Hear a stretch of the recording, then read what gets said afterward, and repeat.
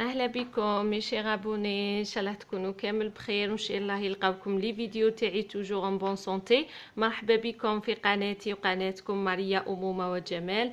نقدم لكم فيها اعشاب طبيه ووصفات طبيه ناجحه ومجربه باذن الله.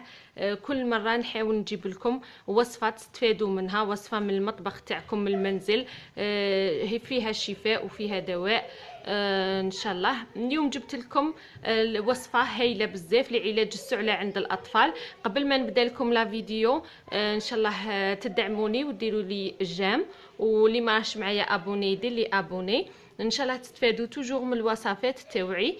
قلت لكم الوصفه تاع اليوم هي وصفه للعلاج السعله عند الاطفال، خصوصا الاطفال الصغار اللي هو الرضيع الصغير يكون ما يقدرش يتناول دواء كيميائي. نحاولوا نعاونوه في الدار بحاجه طبيعيه وفعاله، وصدقوني هاد الوصفه هذه بزاف ناجحه وراهي وصفه مجربه، ما حطيتها لكمش هكذا برك، وانما هي وصفه مجربه وناجحه.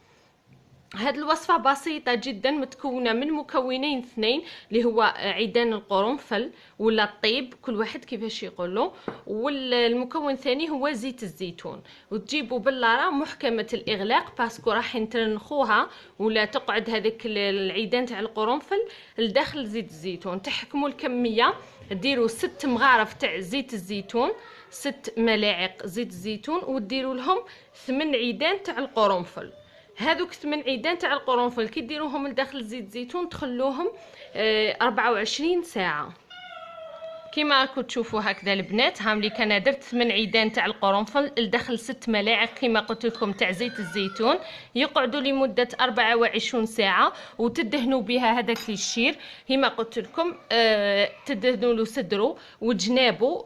والاهم خلاص في هذه الوصفه هي كيفيه الاستعمال، وهي لازم تستعملوها ليليا بهذاك الشير ما يضربوش الريح. والوصفات اللي فيها زيت الزيتون كامل ديروهم في الليل، باسكو زيت الزيتون هاي واعره بزاف، ولا كافه الزيوت، حتى كيما نقولوا الوصفات تاع زيت الذر والوصفات تاع كافه الزيوت لازم تستعملوها ليليا باه تدفوا هذاك الشير مليح، خصوصا الرضيع، وما تعرضوهش للهواء.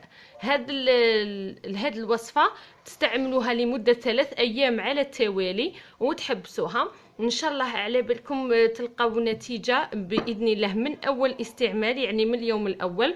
المره الجايه راح نقدم لكم ثاني وصفه رائعه تخص الرضيع كيما هاد الوصفه. ان شاء الله تكون عجبتكم. ما تنساوش تدعموني بجيم ابوني. مرحبا بكم توجور في قناتي وقناتكم ماريا للاعشاب الطبيه. شكرا.